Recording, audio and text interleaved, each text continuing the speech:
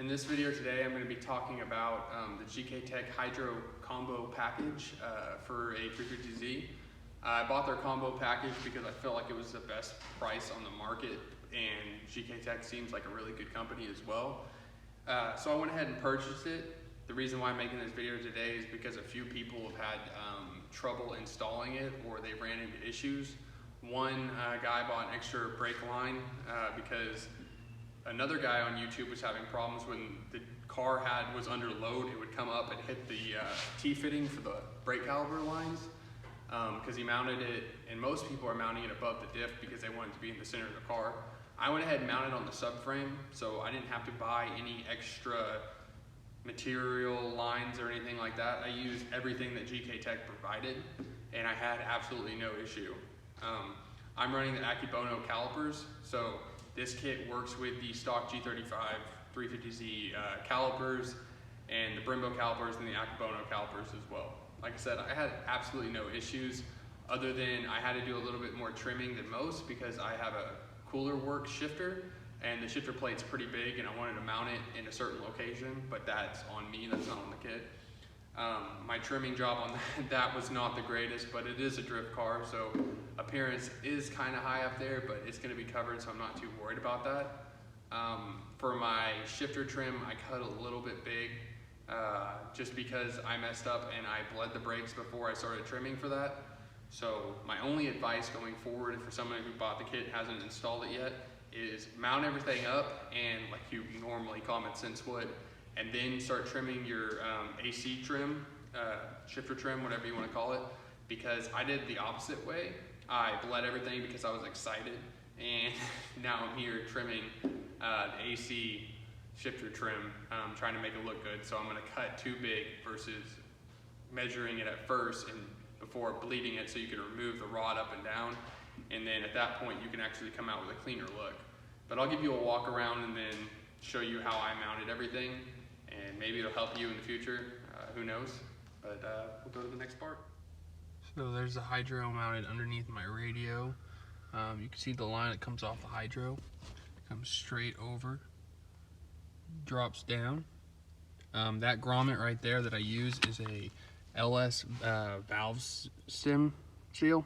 So you just cut it with a pair of dikes, it acts like a grommet, and it actually works perfectly. Get under the car.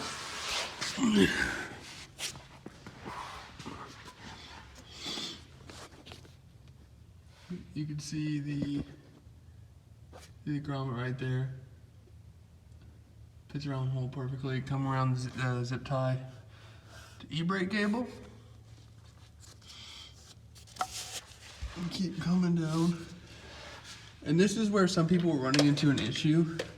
This is where I put the T. I just tapped it into the subframe.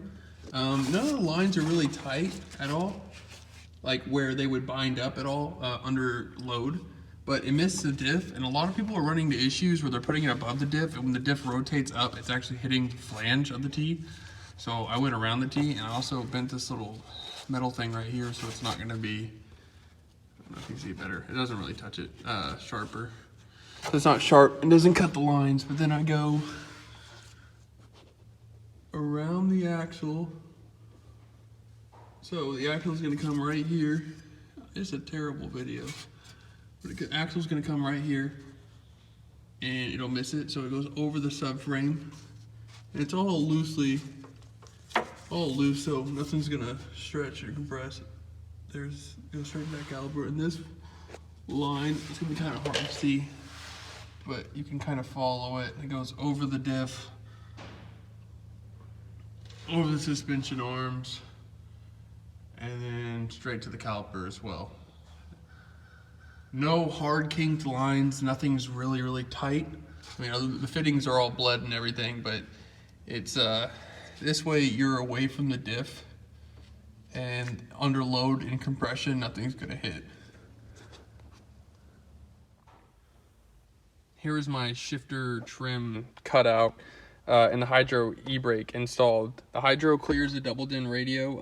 I don't know why there's a bunch of auxiliary plugs off the back of it, but it is what it is. So on this, you have to take your factory AC box because of course you want AC. It's 2020, and the reason why we all left 240s is to have AC. So you're gonna take that box and you're gonna push it up, mount it behind it. It'll turn. You have to cut out this bracket right here that goes all the way across, and well, at least I had to cut out this bracket that goes across for the center console as well. I'm not too concerned about any of that. I don't think it's going to take away the functionality. As you can see, the radio still has the mounts right here, so the structural integrity is still here. On the shifter, or on the Hydro itself, I flat mounted this bolt. You can kind of see where there's a hump and then a flat spot. I mounted it to a flat spot. And on the front, I'm mounted to this flat spot as well. I don't know if you can see it right there. But on the middle, I use like anywhere from 3/4 of an inch to a 1/2 inch spacer on the bottom, just to give it the, so it wouldn't be bending the bracket. On the shifter trim, or AC trim on this one, I cut out a lot. The reason why is because my flashers for my emergency light were right here. And due to this shifter anyways, I could never run one. So I said it might look cleaner if I just cut everything out. So my cuts aren't the greatest, I'm not gonna lie, but it's functional and it works. The only thing is when I had to cut it, I had to lose the function of this mounting tab right here on this side, because it slides right here and it mounts in here, but this big bracket, it goes over to bolt in on this piece. And it just didn't line up, and I wasn't really worried about it because I feel like if I have 3 out of the 4 mounting points, it'll still line up. So I'm going to install everything and show you how it comes out from there, and we'll see. Here's final install. As you can see, I cut a bit out right there because, I mean, I feel like it looks cleaner. It was easier to install because I had more room out of the way. It clears when I pull it, and then when I let it go, there's like a little room, but you can, no problem. All in all, it's great. Looks good to me. If you guys have any questions, just send me a message, and then I can try to go into further detail on how I did it.